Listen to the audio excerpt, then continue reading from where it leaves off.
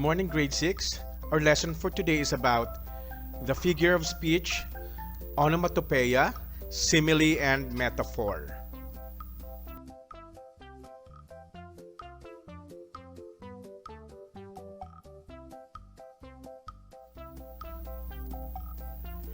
But first, what is the difference between the literal and the figurative language?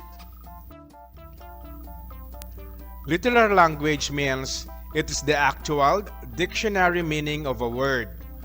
Language that means what appears to mean.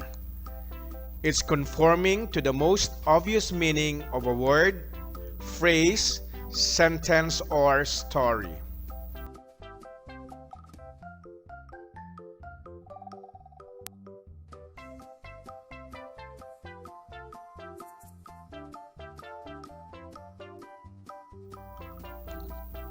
In other words, literal language means exactly what it says, word for word.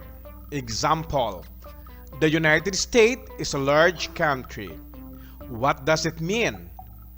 It's exactly what it says, that the United States is a large country. Another example, the weather is beautiful today. What does it mean? Again, it's exactly what it says, that the weather is beautiful today.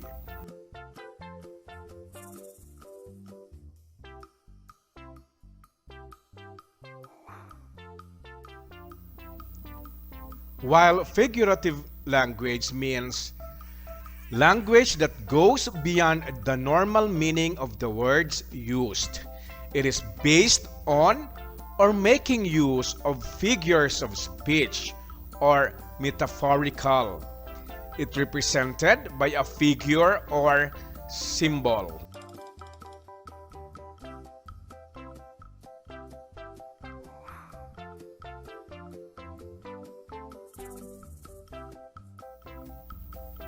In other words, figurative language figure it out. There's a deeper meaning hidden in the words. Example, fragrance always stays in the hand that gives the rose. Does it mean you have a smelly hand? No. It means that giving to others is gracious and the good feeling of giving stays with you.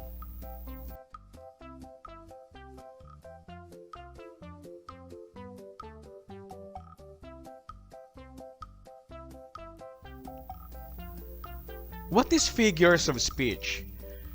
Figures of speech is a word or phrase that possesses a separate meaning from its literal definition.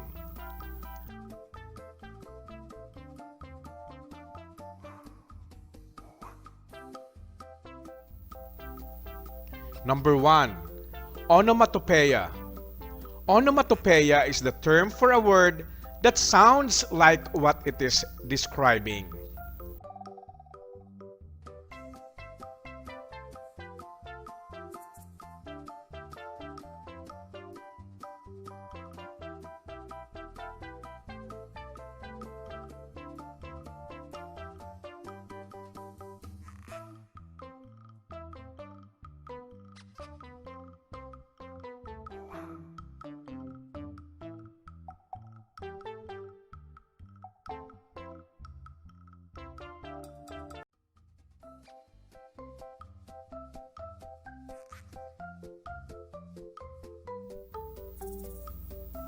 Examples. Number 1. On my first morning on the farm, I was awoken suddenly by the cock-a-doodle-doo of the resident rooster. Number 2. Tick-tock, tick-tock, the sound of the clock was all that could be heard in the hospital waiting room. Number 3. I ordered online proofreading services with a click of a mouse. Number 4. I knew we had finally left the city when I could hear the gentle moo of the cows in the field. And number 5. Quack, quack, went the ducks as we throw them our stale bread.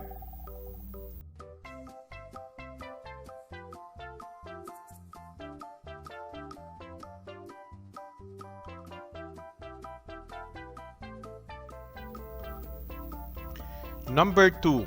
Simile. A figure of speech in which a comparison is made between unlike or dissimilar objects using the words like or as.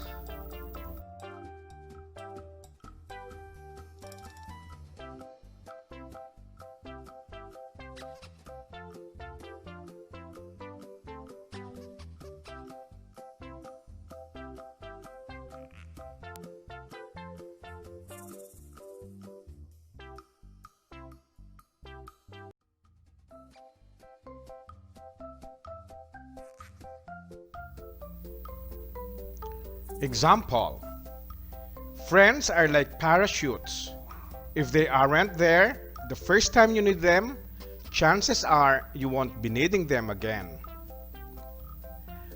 Does it mean that I should jump out of an airplane with my friends strapped in my back? Of course not. In this example, friends are being compared to parachutes using the word like. Friends and parachutes are dissimilar and unlike each other. Yet, we have found a way to relate and compare them.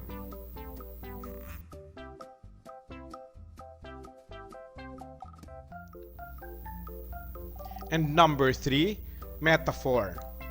Metaphor is a figure of speech in which a comparison is drawn between two dissimilar or unlike things without the use of like or as.